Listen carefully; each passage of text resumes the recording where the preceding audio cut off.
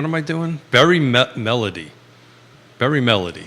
So, yeah, my voice kind of cracks a little bit. I am not going through my second set of puberty. It's a little bit of a sore throat on that. Keith Smith is 16-year-old today. I am a 16-year-old. My wife will tell you that I'm a 16-year-old No, most of the day. What was 16-year-old Keith like? Oh, wow. We're going to go there, huh? Well, I'm just curious. I think I would have enjoyed him.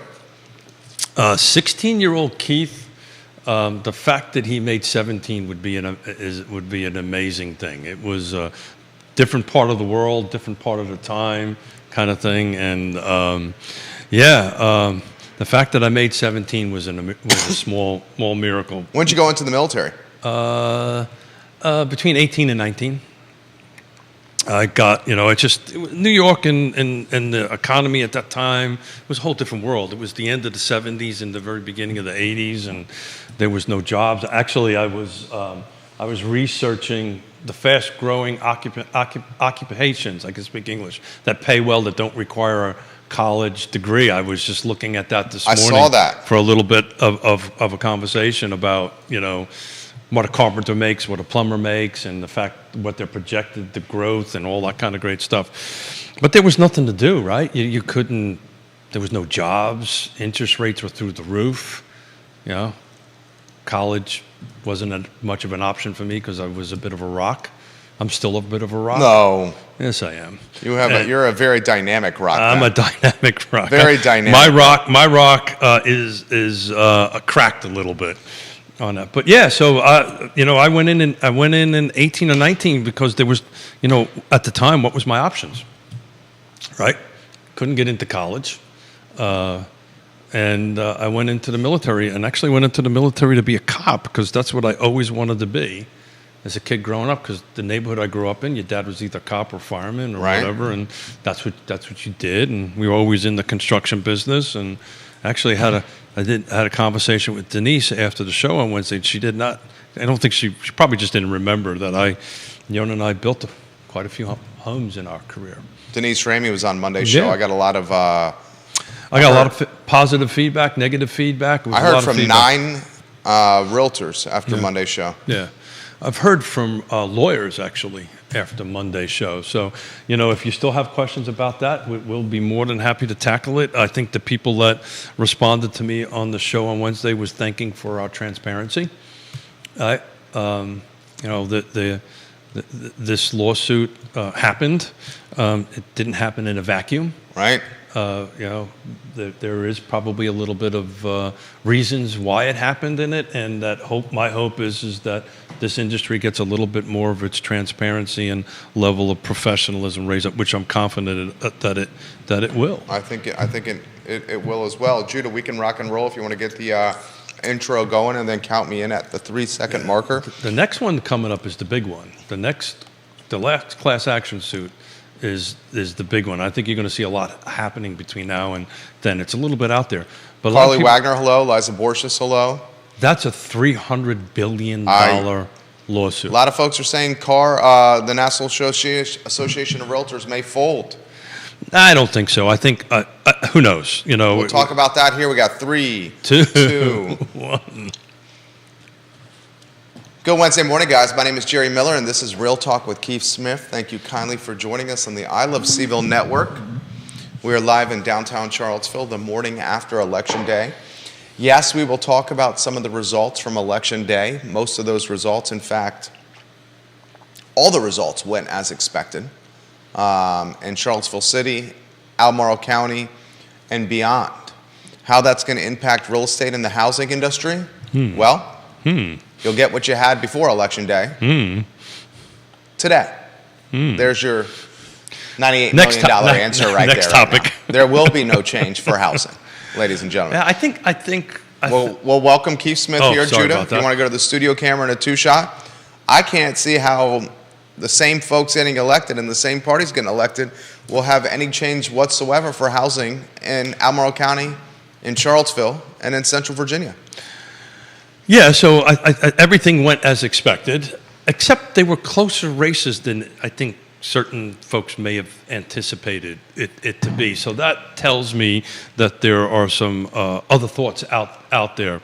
I think where the ones to watch as far as housing is concerned, and let's say increasing inventory, are going to be what we've been talking about forever: the outlying counties, right? I think the county of Albemarle is on the path that it's on. I actually in my suit today because I have a regional housing partnership board meeting this afternoon after the show. So Ann Malik wins. Correct. B. Lepisto Kirtley wins. Correct. Michael Pruitt, who could be pro-housing, is one of 5 people, and the 5 people he serves on the board on do not want housing in Albemarle County. Well, I think that's a little bit of an oversimplification.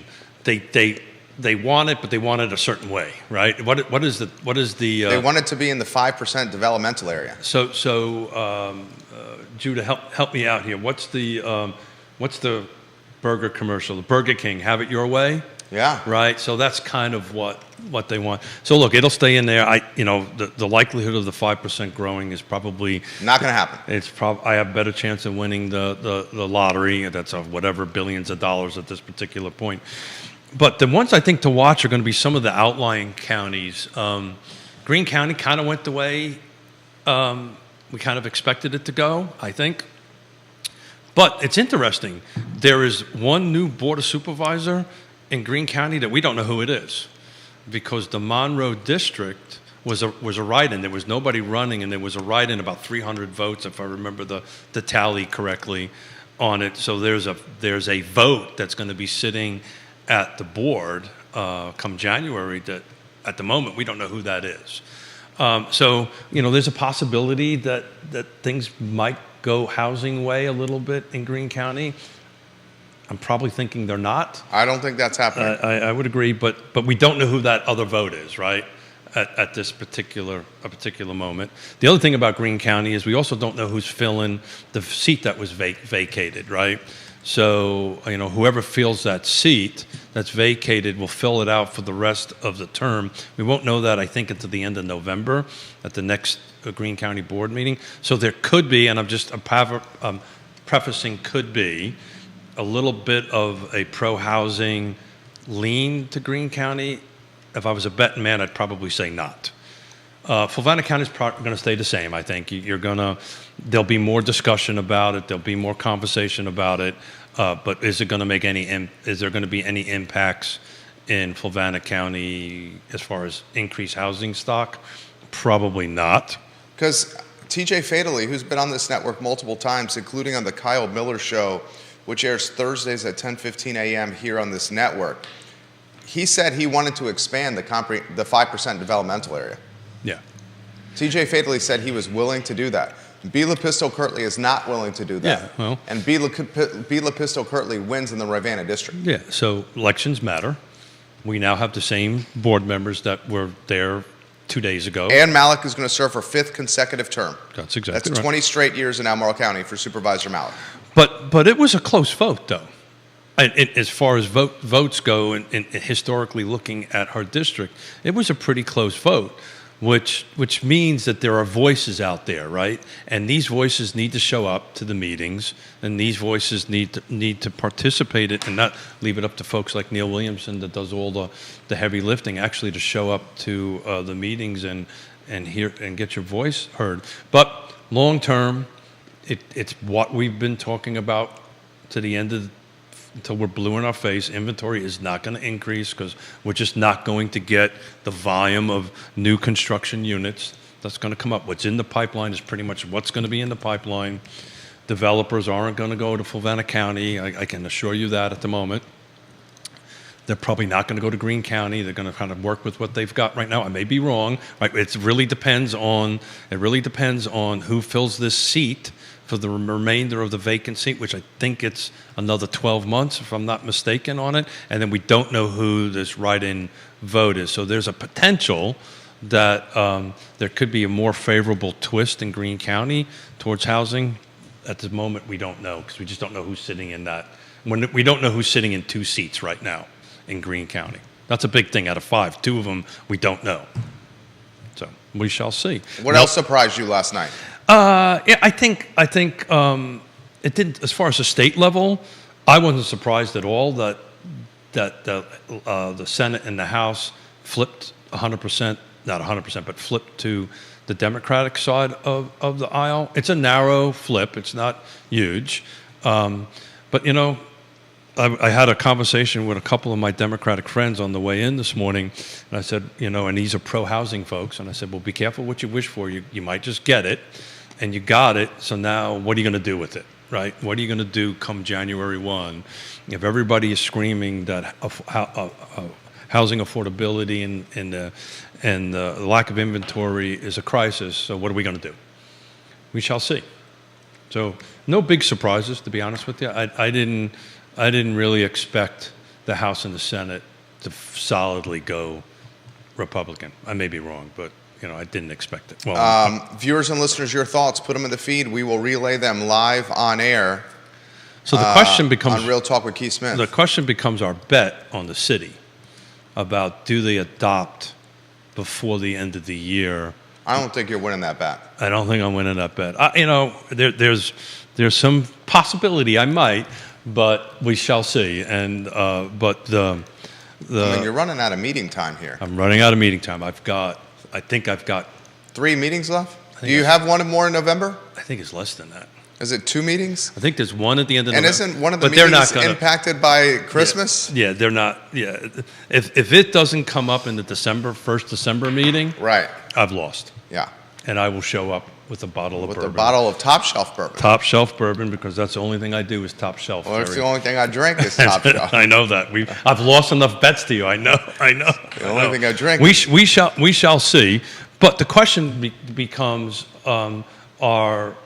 is the new board, city council, which really only is one Natalie Alshran in place of Leah Puryear, which is one new person, are they going to want to do a relook at all of this? And I think the answer to that is no. I think there is a meeting on November 20th. Yeah, but they're not going to take this up. November 20th, there's a meeting. Yeah. There's a meeting. I'm looking at the schedule here for City Council. There's a meeting on Monday, December 4th. Yeah. And then there's a meeting. And the time between the 22nd and the 4th is pretty short. And December 18th. Wow, they got one before Christmas. Yeah. Could it be a Christmas present for Keith Smith on December 18th? You know what, brother? It's a present. Either way, it's a victory. That means the bar here gets full more. Either way, it's a victory. I get to go ahead and celebrate a cocktail. So, what are your thoughts on Malek? 20 straight years in office. Well, on the positive side, there's a thing called institutional memory. On the negative side, I know Ann well, know her family well. Sometimes new blood's a good thing. 20 years is a long time in a position like that. So, we shall see. It's the same conversation I had with James this morning for Fluvanna County, and the same conversation I had with James when he was on the set. If you should not win, which he did not, stay engaged, right? Stay engaged. Make your voice matter. Same thing on Ann's side of the house. Whoever lost, Brad Rickle, Brad should have his voice be heard and be in the meetings, and the people that supported him should be in the meetings. Because if you're looking at the numbers right now, how much the difference was, I could do it quickly. The Malek and Rickle race was closer than anticipated. Correct. I'll highlight some of the viewers and listeners watching. Brent Lillard, welcome to the show. Harold Hertz, the real estate investor. Heck, Brent Lillard's a real estate investor as well. Ivy Haynes. Hey, Ivy. Sandra McDonald, Dean Russell, Scott Thorpe, the commercial broker. Welcome to the broadcast. Georgia Gilmer, hello. Catherine Lochner, she ran for school board at one time. Welcome to the show. Bellamy Brown, hello. Jamie Turner, Mayor of Gordonsville, real estate investor. Supervisor Jesse Rutherford, Joshua Tracy, hello. Kristen Smith in Keswick, Andy Zeman, who's going to be on the show on Friday. Yep. Love you, Andy Zeman. Sincerely mean that. Looking forward to having you on the program on Friday. I can't wait to hear from a lender's perspective of this decoupling. That's what I had a pretty decent conversation with him, at least from my perspective. He might think otherwise, but I had a great conversation with him. I would love to hear it from a lender's perspective on how this decoupling is going to impact the market from his end of it. So Andy Zeman on Friday's Real Talk. Jason Howard, hello. Katie Pearl, John Snow, Kevin Higgins, Chad Wood, Gary Palmer. Gary, I'm going to see you tomorrow at 10:15. I'm looking forward to that. Or is it 10 o'clock, Gary? I think it's tomorrow at 10 a.m., Gary. Ginny Hu, Carly Wagner, all welcome to the broadcast. Viewers and listeners, put your thoughts in the feed about yesterday's election. Of course, we're going to cover this extremely well on our 12:30 program. Kevin Higgins has this. I apologize if you've covered this already. Does the recent Missouri verdict regarding Real Estate Commission versus the NAR, the two firms, concern you? We've talked about that last week. We talked about that on Monday with Denise Ramey. I don't think concern's the right word. I think the right word would be it's an industry that's going to change and pivot, and it continues to have to pivot just like any industry does. Yeah, it's going to change and pivot, and I think ultimately we in the profession have to take a little bit of ownership in this, and we talked about this on Monday. When with Denise, who is on the NAR board, right? Correct. Yeah. National Association of Realtors. Some folks think NAR is going to fold.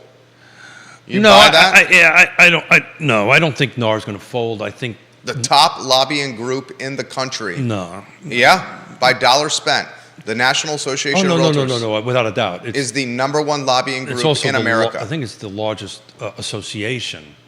They spend the most money lobbying government. Yeah, I see it's changing. I see the version of the National Association of Realtors that we see today will be different here in the near future.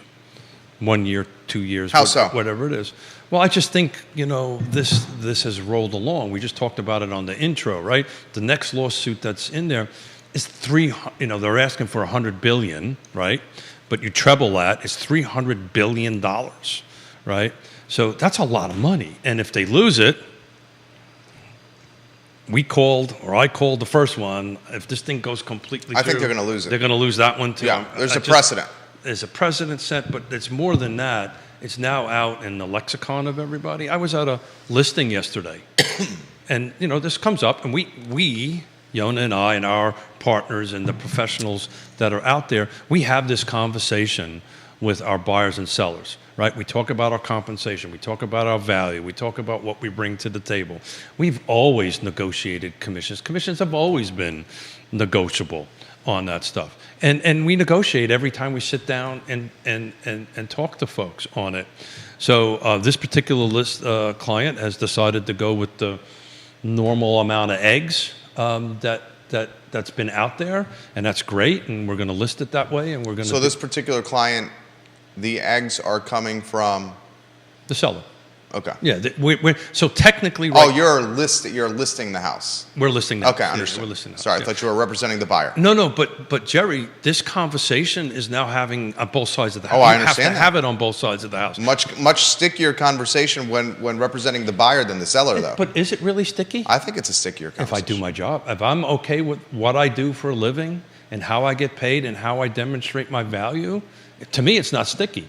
If I can't do that, and we've been talking about this for show after show after show, if I am not good enough to negotiate what I do for a living and how I get compensated with you, how the hell am I going to do it when I negotiate on your behalf for a contract? Because, by the way, in a listing agreement, there's a box that checks. It gives me the right to go ahead and do that. Excuse me, in the buyer-broker agreement, to go ahead and do that. So, look, I back to the question on the National Association of Realtors. This is my opinion. This is not my opinion of anybody above me. And this is only based on conversations I've had with pretty smart people that are in the room at the C-suite level. I think at some point, NAR is going to have to do some settlement, some nationwide settlement. It's going to have to do that, because if it just keeps on running this train down the road, now it's going to take a long time to get through it, but at some point, Jerry, they just need to get this on the right side of the track, get the train back on the track, and then move forward. Get this behind us, and then start making some, I think, changes in the industry. And it's not really changes. If you've been doing your job right, there is nothing to change. Right? If you've been doing it right. But Woody Fincham and I... Woody's watching. He says he doesn't think NAR will fold. No, I don't think it'll fold. It'll be a new version of itself, right? It'll be a new version of itself. That's all. It'll retool itself, move on with it, and then, we talked about this on Monday. Let me ask you a question. How will the National Association of Realtors cover billions and billions and billions of dollars? We answered that question on Monday. And settlement money. You know the answer to that. It's going to tax the agents. That's exactly what's going to happen. Yeah, that's what's going to happen. So if they do a lawsuit, look. So here's a follow-up question. So this is two guys having a conversation over a cup of coffee. That's why people like to watch. Yeah, having a cup of coffee. I would have preferred something from over there. We can get that. But having a conversation about it from a practical perspective, right? This lawsuit's going to take the path it's going to take, right? There's a lot of lawyers. There's people involved in it. We're talking a huge amount of money. At the moment, $6 billion. At some point in the future, if this other lawsuit goes through the system, and in my opinion, is probably going to lose. There's probably another 300 on top of it. Somewhere between now and then, there's going to be some sort of settlement that's going to be made, just like Remax did, just like Redfin did, right? So what'll happen is they'll do that. To answer your question directly, the agents that are left over will cover the tab. So think about Ray Cadell, what do you think? Think about it this way. From that perspective, NAR is no different than a homeowners association. Okay. What can a homeowner association do? Pretty much everything. It can do a special assessment. Yeah. Let me throw this to you, though. And so that's what it'll be. It'll be some sort of, they'll say, hey, it's going to be, we're going to negotiate X amount of dollars. And everybody that I'm talking in the room, this isn't about money. This is about changing the transparency of the business, right? And what'll happen, this is my opinion, this is just me, Keith Smith, speaking at this particular point in time on it, is they'll go ahead and change the rules. There will be a decoupling. It's already starting across the country. It'll just pick up speed on it. Decoupling is when the buyer and the seller commissions are separated, right? They'll have commissions written into the contract. There'll be buyer-broker agreements that'll get tweaked a little bit. They'll settle a lawsuit, and then there'll be for 4 years or 5 years or 10 years. It's no different than what happened with the tobacco class action lawsuit, right? The tobacco companies dumped a bunch of money into an account. It sat in some attorney's account, and people made claims against it, and money got pulled out of it. The same thing as the asbestos, right? The commercials you see on television, the asbestos class action lawsuit. My suspicion is that's the way it's going to go. It's just too much money on the table. We already lost. I don't think we're going to win the appeal. I don't think you're going to win the appeal. Right? And if I'm sitting in the boardroom, we're going to continue our fighting of this.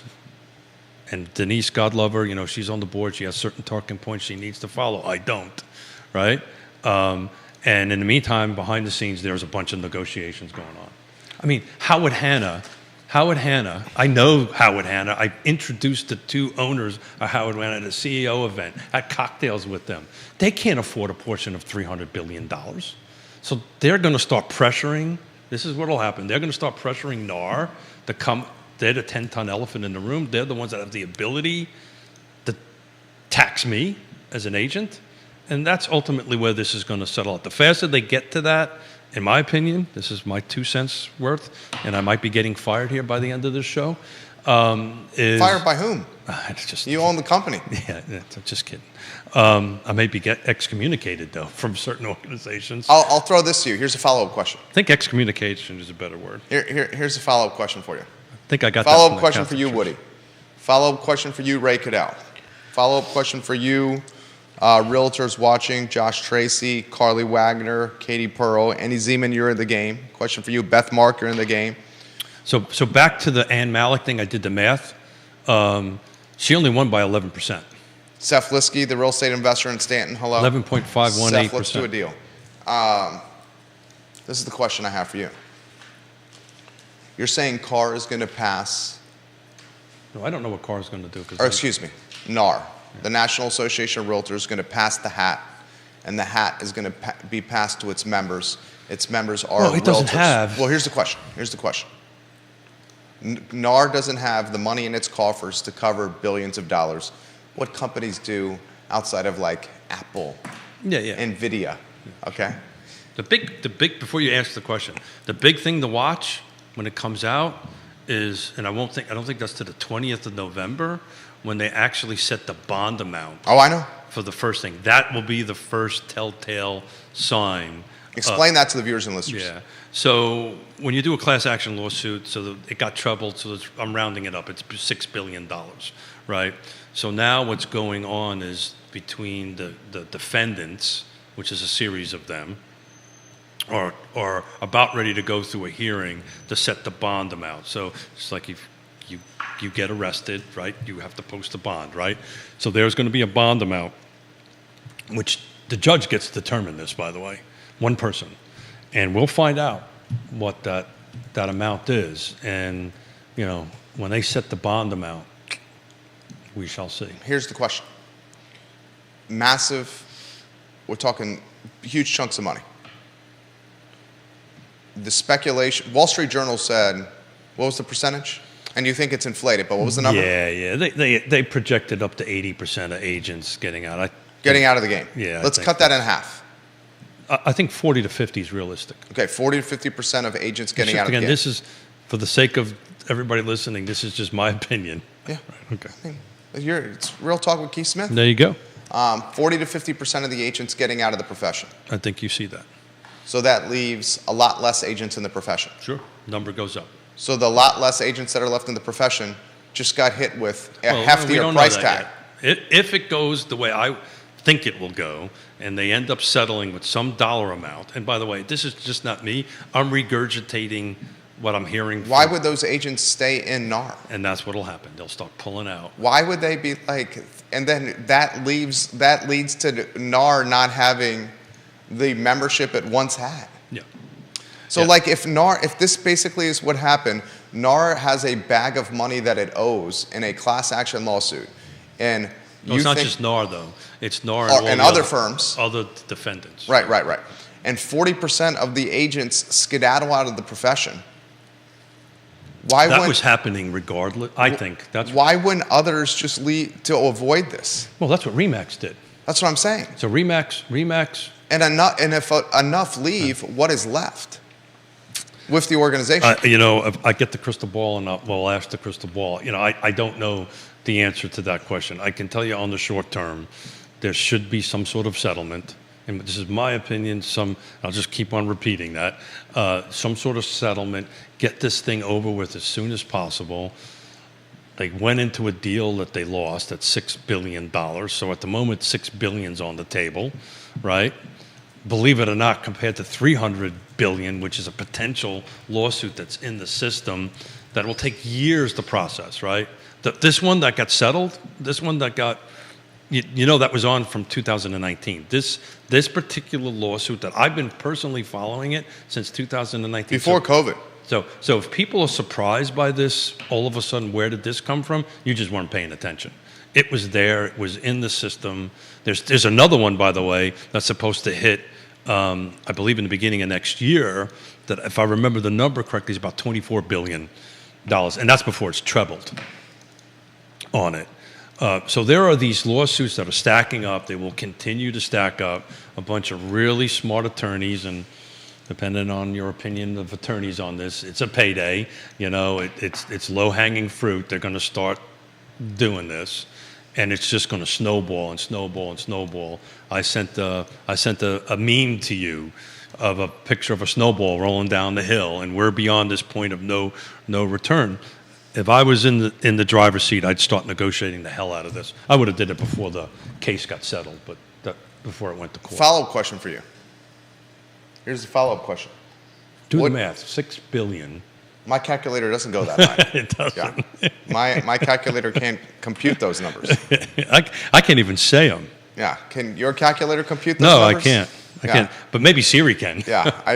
Let's get ChatGPT out for that. ChatGPT. That's my point. I love ChatGPT. The exposure here could dissolve the association and or could cripple the association where the membership is such depleted that it loses its effectiveness. So if you're in because this, the association's primary effective so if you're process is lobbying. So if you were in this space that I'm in, this real estate thing we call real estate in it, you know, and I mentioned it on Monday, and Woody's listening, and 2 years ago at the car board meeting, I made a statement. I tried to turn it into a motion, didn't quite get too far, that CAR should be looking at, this was 2 years ago, should be looking at, and again, I don't want to get on, me. I'm just saying this shouldn't come as a surprise. I said, guys, we need to get in front of this and start working on the value proposition of CAR. They tried to work at Keith Davis, God love him, took on the committee. I don't know. Top broker at Nest. Absolutely. I don't know where it ever ended up because I came off the board on that end of it. But if you're in the space and this is news to you, shame on you. You should have been following it. And if you're doing your job, then there's nothing to see here. It's much like this election. That's what we got to have. There's nothing to see here. Do your job. Explain to what you do and how you do it and what your value is, and that's it. And if you don't want to work if I don't want to work for Jerry for 3 eggs or 2 eggs or 2.5 eggs or a chicken or a turkey or whatever the heck we want to call it, then I have that right to do that. That's why people get in this business. Christopher asked this question: what is the value that NAR provides its members? So I've been speaking about this forever, and I personally hope NAR doesn't go away because I love its statistics. I love what it does as far as the industry. We're about ready to get released a report somewhere in March about the trends of sale, the generational report that they do. I personally love that stuff on it. So for me, that's the value I get out of it. And I would join just for that. I would stay in it just for that particular How much do you pay reason. NAR a year? I can't remember. I would be lying to you if I gave you a number. It's pretty whatever it is. I can't remember the number. So I'd be lying to you if I told you. It's the data that you like? It's the data that I like, right? But we talked about this with Denise, right? So we're a little bit hard on NAR right now, right? But let's think about back to 2020. If NAR wasn't here or Virginia Realtors wasn't here, you guys would have been in lockdown as a profession. we would not have been working. Yeah. Right? And the people out there that captured great opportunities in 2021 at 3% or 2%, which actually I think they boxed themselves into a corner, but in any event, they would have not been able to do that. So, hats off to NAR. So we might be, we're a little hard on them right now. I think they made a huge mistake not to negotiate. Look, we're business people, right? It doesn't matter if you're right or wrong. I would have negotiated to limit my exposure. It's called hedging risk. It's hedging I would have hedged my risk. But that's just me. That's what I would have done on it. I'm not in the room. I'm not the guy making the decisions, a person making the decisions, but that's what sure as hell I would have done. Jennifer watching the program, she says this: I so very much love this show because of the transparency that Keith offers and the fact that he's willing to answer tough questions. So thank you to Keith. I too am wondering why the realtors pay to be in this organization. Yeah, it was brought up 2 years ago. Please describe to the membership what the value proposition is. And other than what I like out of it and the lobbying of it that keep us doing there, they need to do a better job about lobbying or letting the general public know what we do for a profession. Look, at the end of the day, Jerry, it's the same conversation. We just had a conversation about the good Dr. Lisa Sturtevant, and I'm happy to see that they're sending surveys out. It was based on a conversation her and I had some time ago. They're sending surveys out to all the transactions in the CAR footprint, right? So if you have a recent transaction, you should be getting an email from Bright. Please take that survey. It's super important because we're going to get great data. And she's going to show up the first week of January in person to talk about this data, right? But, CAR NAR, VR, they do these great little advertisements and stuff like that. But what is the value proposition of me belonging to these organizations? Just explain it to me. I'm not a member of them. No. That was a rhetorical question. That was a rhetorical question. I see a lot less Valprop if they're gonna 10x your dues. Yeah, well, we don't know what that's going to be. We don't know how it's going to be. If 40% of them peace out. But they, Jerry, they were peacing out. Period.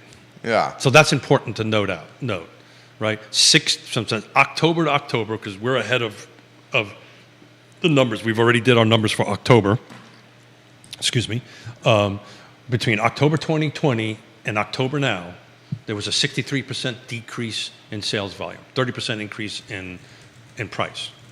So regardless of this lawsuit, we're back into 2016 volume. And I'm not a smart guy, but if you go ahead and take a look at just from the volume of sales. You are a smart guy.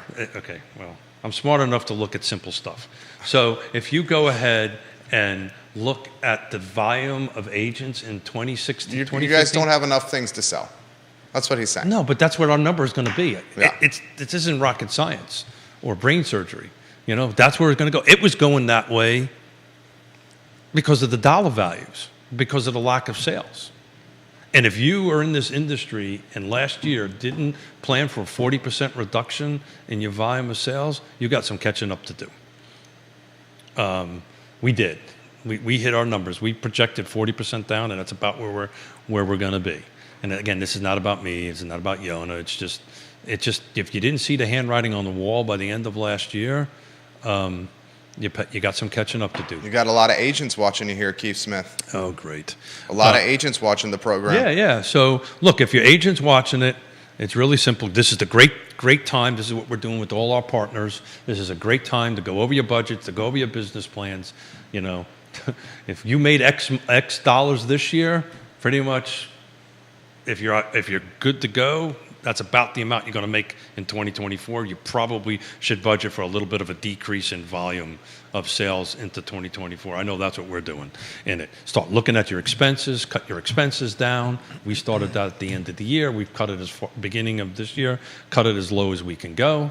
So right now, the only thing that we can do is increase volume, increase sales on that end of it. So back on the lawsuit thing, or back on the decoupling, there's really nothing. NAR and everybody's just going to do what they're going to do, and we just got to sit tight and watch and see what happens. But here's an opportunity to increase your professionalism, increase your. Shout out to Michael Guthrie. He taught me this. I heard him say this years ago, and I stole it from him. Be professional, be caring, and be trustworthy. So, brush up on your professionalism, be caring, and be trustworthy. This means you've got to do face-to-face conversations with people. You've got to sit down and have the tough conversations with them, and everything is going to be okay. This is from Carter. I saw in the news that interest rates are dropping. Yeah. Does Mr. Smith consider or think that this is going to have an impact in the market, the holiday season or beyond? So I think that little drop was just that. It was just a little blip down. I think if you take a look at it now, it's kind of increased itself back up. I haven't looked at the 30-year as of this morning. Just keep a track on your 10-year T-bill. 10-year yield is down to 4. Looking at it right now, perfect timing. 4.56. Look at that. That's why we keep that on. It is down to 4.6. So as that yield goes down, your 30-year mortgage rate will go down because they're tied to one another. I think the big thing to watch is what the Fed does in December, right? Because they've got one more meeting before the end of the year. They do. And if things are tracking a certain way, they may hold tight, and you may start seeing that 10-year yield drop even more. But look. His follow-up question is let me get this out real quick, because I've said it a couple times. Since 1972, the average is 7.1%. So we're getting close. We're working our way close to the average. His follow-up question is the competition as significant as it was earlier in the year in the market? Ooh, yes and maybe no yes. Okay. Great question. We started this in the beginning of this year. micro locations will matter, right? Micro markets matter, right? So the where is going to matter. If you're in certain locations, and this is where professionals will help you, this is why I think our profession, it will only get stronger, regardless of what we just talked about for the first 15, 20 minutes of the show. It's going to matter. If you're out in some area that's doesn't have internet, right, doesn't have cell service, right, you're going to sit on the market for a while. If you're downtown Charlottesville and you're priced right, you're probably not going to sit for a while, and you're going to get multiple offers. This right here from Jamie Turner. Good to see you, Jamie. Hey, good to hear Turner, from you. repping the PEP. What's it like out there for Keith and his agents? Some listings getting very long in the tooth in my neck of the woods, and a ton of price changes are happening. Yeah, well, so again, depends on the neck of the woods, right? Gordonsville, if I remember correctly. Ismaire, Gordonsville? Yeah, and so again, back to the location, right? So location is going to matter on that end of it, and defining the term long on the tooth, right?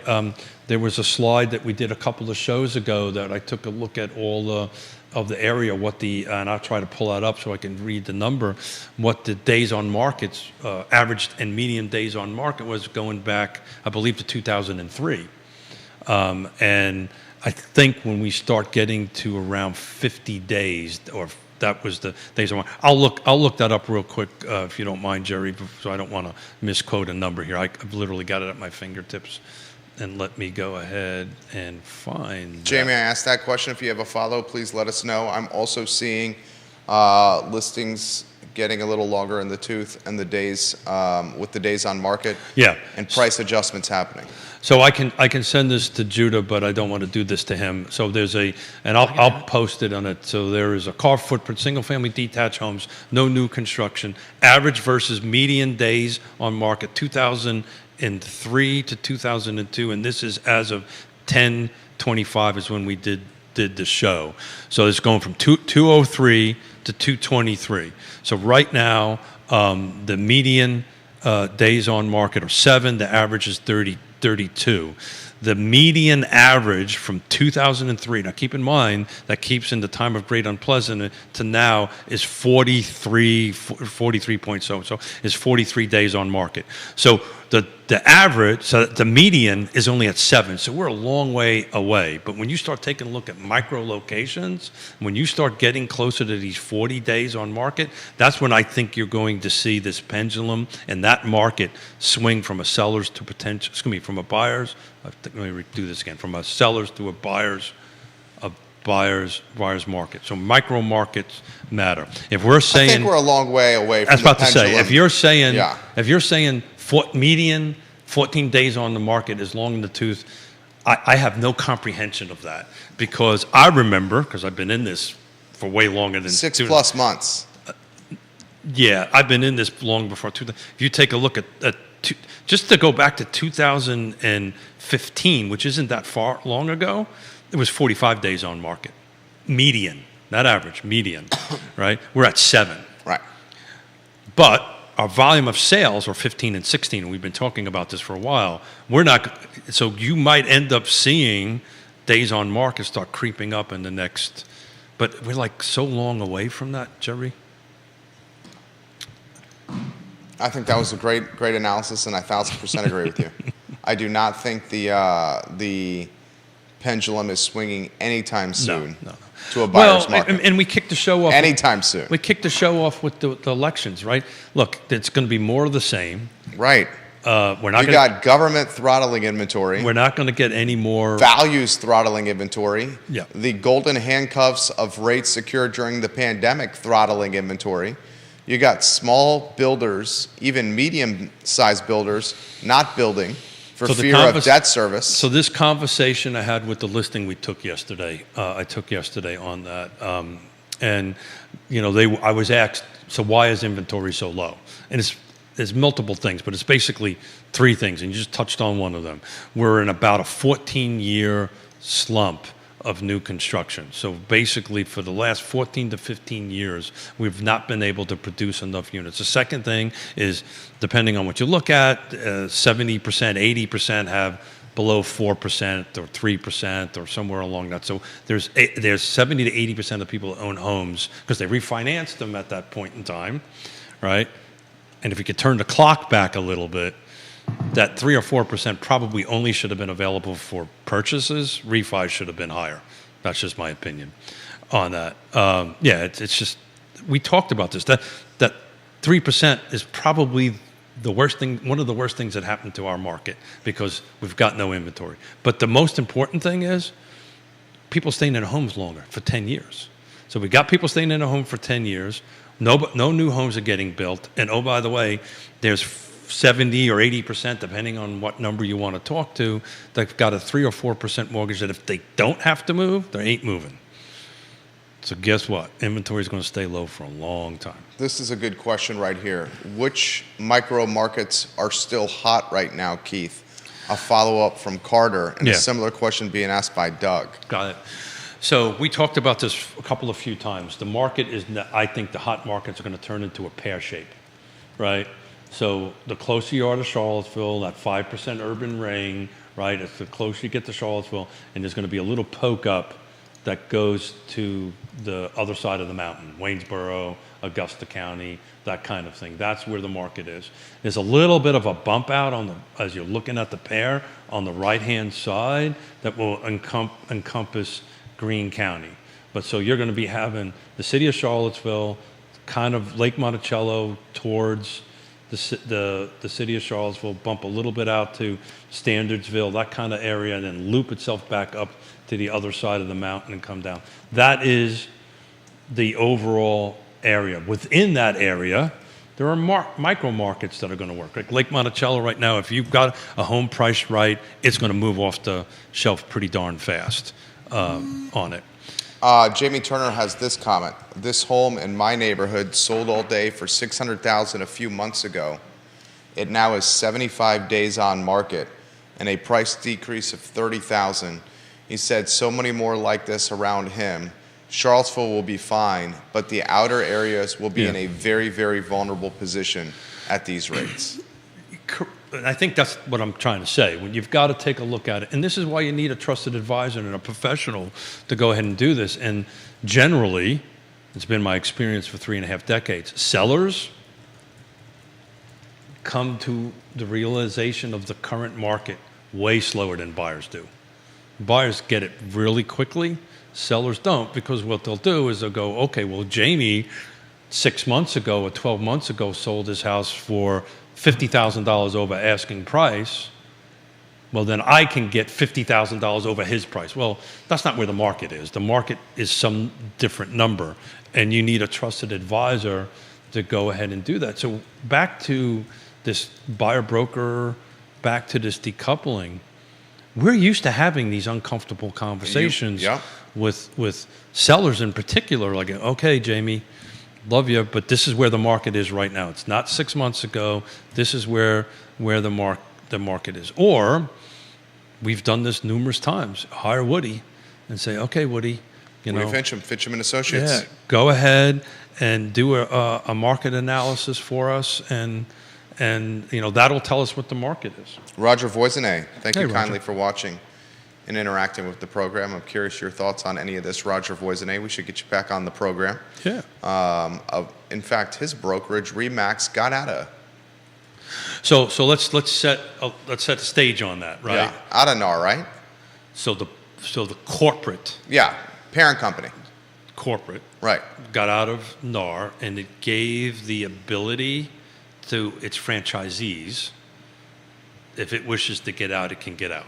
I don't know how many have done it, don't know how many haven't done it, but the mere fact that, oh boy, I'm reading your body language there, the mere fact that corporate said we're out of NAR, there's two things it's done, by the way, what it said at the corporate level, Jerry. It said, I'm out of NAR, and oh, by the way, you don't have to comply with the ethics standard, right? Once you have to get out of NAR to go ahead and do this. But yeah, they did that, and Redfin did it. Right. Redfin's a little different though. Redfin is an employee, that's W-2 model, not a commission model, right? So this kind of different. John Blair, welcome to the broadcast. We love when you watch the program. He's appreciating the commentary over on LinkedIn. LinkedIn, jump in the mix. Twitter, jump in the mix. Yeah, he's a lawyer, so what does he think about this from his perspective, right? This is what he does for a living. What does he think more of an attorney that manages municipalities. Yeah, but he's an attorney, though. He knows the law. Knows it much more than I do, that's for sure. John is an extremely intelligent individual. And a great communicator. And a great guy. Absolutely a great guy.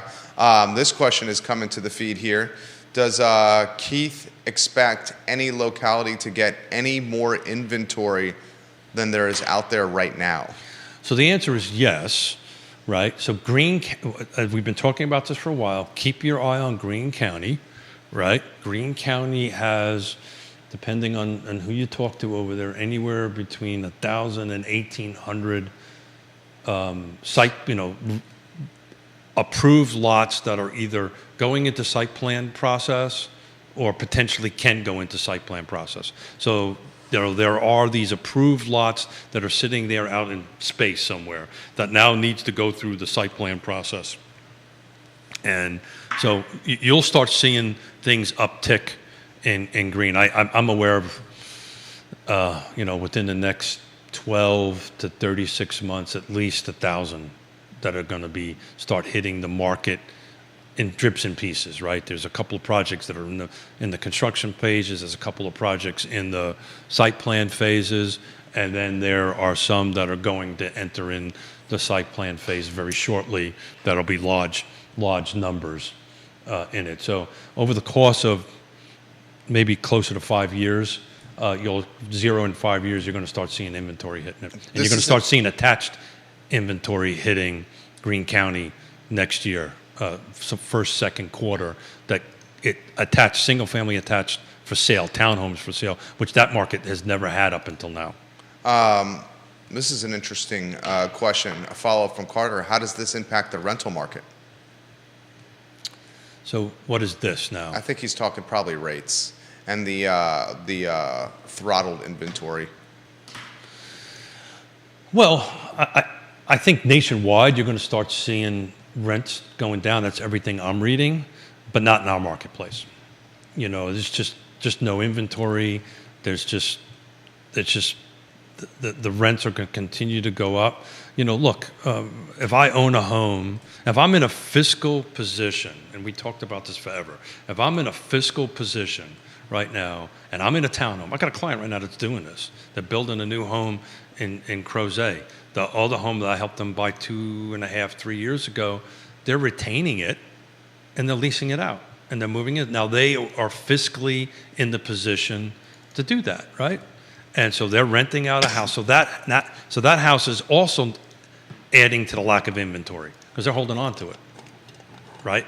But keep an eye on Greene County. You're going to see some. I can tell you there's some subdivisions that are in the excavation side of it, the horizontal side of it, soon to go to vertical, that will include attached products. Interesting question right here. This market most resembles which for Keith? Oh. Year standpoint, time standpoint. Wow, great question. Depends on the what. As far as volume goes of sales, we're 2015, 2016. Okay. So if you want to look at what 2024 volume of sales are going to do, as we did on the show the other day, look at that. I've got it right in front of me. 2016 car footprint, Augusta, Buckingham, the cities of Waynesboro, Stanton, including all types of property, single family, attached, detached, condos. I just got a text, I'm talking too fast. Condos. I don't think you're talking too fast. My wife said slow down. Okay. Too much coffee. It's doing a great job. Existing and new construction. October, year to date, January 1 to October 31st, there was 4,328 homes sold in 2016. October 31st this year, same footprint, 4,389. That's pretty damn close. And we called this in the beginning of this year. You did? Look at 16. You did. Here's the difference. 16, we were at 280K. This is the average sales price. We're now at 484. That's quite a difference. 200K up from 2016. 7 years. 8 years, actually, because you got to count this whole year. 8 years when you count this entire year. That's a pretty dramatic appreciation. Yeah. So the question was, because I got on a sidetrack. Which this market resembles Got which time frame the most for Keith? Got it. So volume of sales, 2016. Appreciation in value, probably something closer to what you would see between 16, 17, 18, and 19. So just to look at this, the value, percentage value increase between 16 and 19, we went from 288 to 309.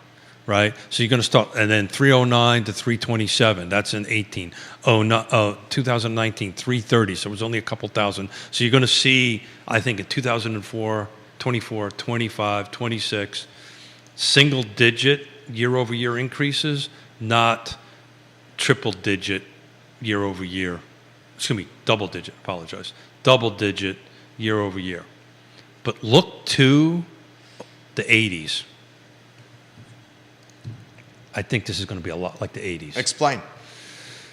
So interest rates were insanely high. Those who watch the show know how much I paid for my first 18%? So we're not going to go there. Okay. But it's going to be higher than what everybody is used to, which is this 3%, which was an unrealistic expectation, an unrealistic number. You're going to see somewhere between the 5 and 7% number. And values are going to decrease at this low single digit percentage year over year. So look, it's a great time to buy a house because it's not going to go backwards. It's just going to go up. It's just not going to go up by 10 or 12%. It's going to go up by 3 to 6%, which, by the way, is normal, is the historical normal. Inventories are going to get better, so that means your value is going to go up. We also had an inventory issue in the 80s, right? There just wasn't a lot of homes available. The last time, and I said this on Monday, great thing about NAR, right? Picked up the phone, had Dr. Lutz and Dr. Yoon, chief economist and chief statistician for NAR. I asked him a question. When was the last time inventory was this low and demand was this high? And it was after World War II. So we haven't seen a market like this since after World War II. Just think about that. That's bananas. We haven't seen that. So I hope I didn't answer the question. Oh, you answered it fantastically. Here's the toughest question I'm going to ask you. How does Keith Smith navigate the ever-changing market? Over some pasta? Over a cocktail? What does Keith and his beautiful wife Yona do? This is a G-rated show. Keith. You knew I was going to do that. I did. I know you. Nobody commented we're wearing the same color shirt. I don't think the viewers and listeners had an idea, but I know you well enough to know that this is a G. Yeah. You handle that well. Yeah. You know here's a different, I'll rephrase it a different way. Let me answer it. Yeah. You know how we handle it?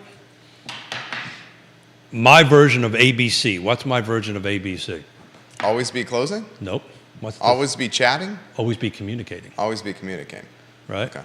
So we're always communicating. We're always talking. We're always discussing this. I got asked a question, and I don't know how many people are watching because you keep a track of that. So I just sit here and talk. Yeah. Bill McChesney's giving you props. Thank you, Bill. I was asked a question by somebody who watched the Monday show. Okay. And will remain nameless. Can't understand why I do this. In the business or out of the business? In the business. Okay. And generally, and this is coming from the heart, yeah. Generally when I get asked by people in the business why I do this, they usually follow it up as, well, how much money have you made off of it? Okay. Well, we have an idea on that. And my answer to that is, then you don't understand why I'm doing what I'm doing. Okay. So what I'm doing is it makes me a better agent every day. It makes me a better in my job because I now have to do this. Mm-hmm. I'm forced to do this because I have to sit here and have a conversation with you or a guest or whatever. Yeah, Woody Fincham and Denise Ramey. I need to actually understand what the hell I'm talking about. So that's why I do it. This makes me better at what I do so I can serve my clients better to achieve their goals and their objectives. That's why I do this. If you go ahead and break it down into numbers, then you're just missing the whole reason why we do this. So that's what we do. We communicate, we talk, how you get through this. It's also how do you get through losing everything you had to doing very well. How do you do that? You be honest, transparent, and you just tell it like it is. And you treat people right. And you never think about the money. You think about taking care of Jerry and his family. And guess what happens? The money follows it. Yeah, I know you don't like this. I'm a pretty simple guy. It's pretty simple to do this. It doesn't require rocket science to do it. You just got to be open, honest, transparent, and communicate with folks. And they'll receive it well. I'll throw this follow-up to you. Time for a Lossinger. Woody says they run and ride bicycles. Is that what we're calling it now, Woody? Here's the follow-up question. I had a very different thing. A follow-up question with empathy. Okay. Ooh. Here's an empathetic follow-up question. Ooh. From you? Yes. Thank you, sir. How is the? I'm mindful. You're my friend. You're inner circle here. How is the? How's the level of stress out there? This is going to be really arrogant. Yeah. I have no stress. No stress. How about for others? Huge. Others. Hold it. Yeah. Ready? Huge. Okay. Yeah, because they.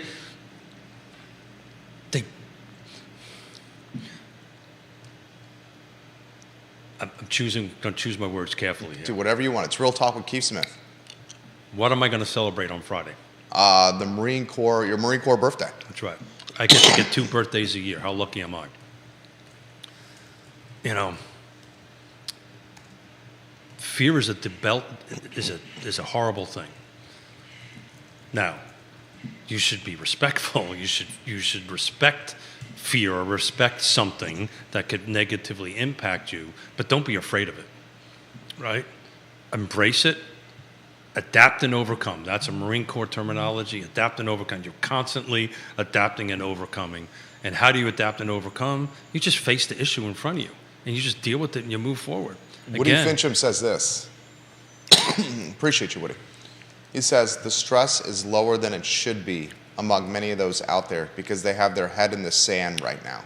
So it's I love Woody. I'm not going to disagree with him. One shot him real quick if you could, because he's going to say something good here. Go. Thanks for the pressure, buddy. So, you're maybe yes, maybe yes. You're kind of half right. I think prior to this losing this lawsuit, 1,000%. I was constantly getting told, why am I talking about this for? Constantly. About the lawsuit? Constantly. Yeah. Why am I talking about this? Now everyone realizes you did it right. Why am I talking about this? Why am I spending time on this? Why am I focusing on this type of thing, on that end of it? Prior to that, a lot of people just put their head in the sand. It's not necessarily put their head in the sand. They just haven't taken the time to inform themselves. We just went through an election, right? People should inform themselves before they vote for who they're going to vote for, right? I would hope that's what people do. So at the end of the day, that's that. Now what has happened is... Now everybody realizes now they're pulling their head out of the sand. Not everybody. There's a bunch of people that still got their head in the sand. But, look, if you've got your head in the sand on this, and if you don't think this is going to... Impact's the wrong word. It's just going to change. Adapt and overcome. United States Marine Corps. Just adapt and overcome. And at the end of the day, if you were really doing your job, I got in trouble for saying this too.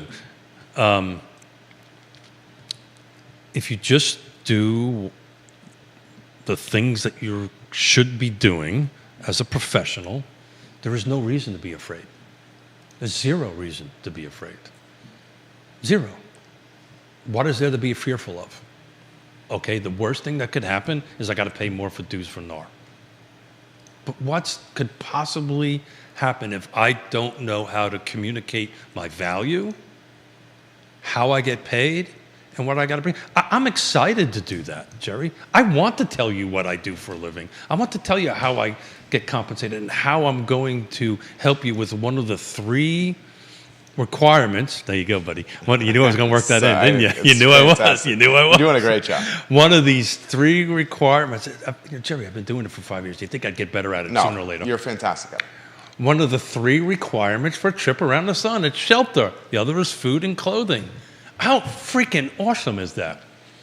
That I get to help somebody with that. I can't wait to talk to people about that stuff. This man's good people. Keith Smith, guys. Real Talk with Keith Smith. He's a realtor. And he's the guy to help you navigate this process. I'll close with this. There's a lot of good people out there to do What's that. the advice that you would give, A new agent? if not even just a new agent, someone that's 5 years or less in this game? To me, that's a new agent. Okay. 5 years or less in the game we call real If you estate. haven't been in this business for that, to me, you're a new agent because 5 years ago, what year was 5 years ago? 1, 18. 2, 3, 4. It was 19. Oh, yeah. You're counting this year. I count this year, right? Because we're at month number 10, so you might as well count it. Okay. So that's in 2019. If you haven't been in the business since 2016, you've never seen inventories like, volume of sales like this before. So it's a reset button. Get educated. Talk to your broker. Talk to your team leader. Talk to your mentor, your coach, whoever, Get somebody that's been in around the business a little bit longer and say, so tell me how to navigate this. And it's really not that complicated, right? Get your buyer broker agreement signed up, discuss. It's very clear. I got a copy of it in front of me. It tells you what my role is, what your role is, and how I get paid. It's not that complicated, right? And then go do your job. On the seller side, the same thing. If the conversation comes up, be prepared to have that conversation. Now, look, we're going in. I did an interview for RIS Media yesterday. Okay. That's big time. I actually did 2, one for Pearl and one for, which is an awesome sponsor, and thank you for sponsoring. Love Pearl certification. Did 2 interviews, one for Pearl Yeah. and one for RIS Media. Talk about this very topic we're talking about and what I expect the December market and the first quarter market to be like. If you're in the real estate space right now, things are slow. Let's face it, right? Hopefully you've got enough cash saved up somewhere that you can navigate the next several months. If you do, you're in good shape on it. Now's the time focusing on your CRM. Focus on your relationships. Focus on learning how to talk on the buyer broker end of it. Talk about how to deal with it. Start honing your skills. This is the perfect time to do that. Because guess what? These 2 lines you and I have been looking at, the volume of sales and the price, it's just going to keep on crossing. The volume is going to go down a little bit on it for a while. Price is going to go up. Take advantage of this time and get your skills honed on it. Get your business plan, your budgets, whatever it is that you need to do to increase your professionalism and your skills. Now's the time to do that. It should have been 6 months ago or a year ago or whatever, but damn it, now is the time to do this and take advantage of the slow time. Get your head out of the sand and start getting some education. This is the guy that I would want as a team leader, Keith Smith. What'd you put in these? That was fantastic. I got goosebumps. If you're 5 years or under in this game, I'd want a team leader like Keith Smith. So it's even more difficult for the people that have been in it for a long time. Yeah, because change is hard. Change is hard. Trust Yeah. me. My needle's past 6-0, right? Getting ready to click off the next year here pretty quickly. I will tell you, because I frustrate you all the time. Not really. I do, right? I when you reach a certain age, you move a little bit slower on change, and you move a little bit slower on stuff. It's just the way life is on it. And my priorities have changed, right? If I got a text right now to come down to Richmond to go see my granddaughter on it, I'd be looking at how to reschedule my day to go do that. Because my priorities have changed on that end of it. But if you're in the space, let's not focus on what's going to happen at NAR, what might happen at NAR, and how all this kind of great stuff. Let's focus. You play squash. I run marathons. This weekend, I'm doing 212-mile bike rides back to back. One on Saturday, one on Sunday. You awesome folks gave me $1,000 to help prevent veteran suicide. Do you know how you do 222 miles in 2 days? Mental fortitude. 1 mile at a time. There you go. Don't think about, if you're on mile 10 or 12, don't think about, or 22, because my math is easier this way. Don't think about the 200 miles to get to come. Think about that 23rd mile, the 24th mile. Focus on what's in front of you, on it, and you will get through it. So right now, focus what's in front of you, hone your skills, talk to Woody. How can I be better at valuation? Whatever it is that you think you need to do, you better start doing it. Keith Smith, goosebumps. Ooh, Good job. thank you.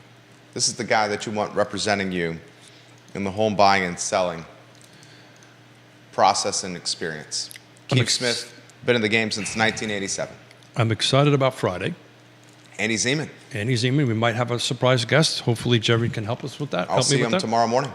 On that, a little show information. There will be no show on Monday. Okay. Because I will be sitting in a freaking jacuzzi. So I just finished riding 222 miles. I think I'm going to take the day off. Okay.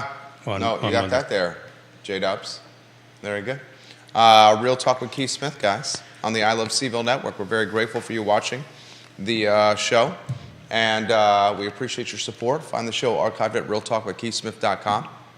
Pull down the partners tab. Support those folks. Pull down the Partners tab. We would not be able to do this without them. The show is archived at realtalkwithkeithsmith.com, and the I Love Seville show is up in approximately 60 minutes. Thank you kindly for joining us. So long, everybody. Very nicely done, Keith. Ooh, those lozenges made the difference.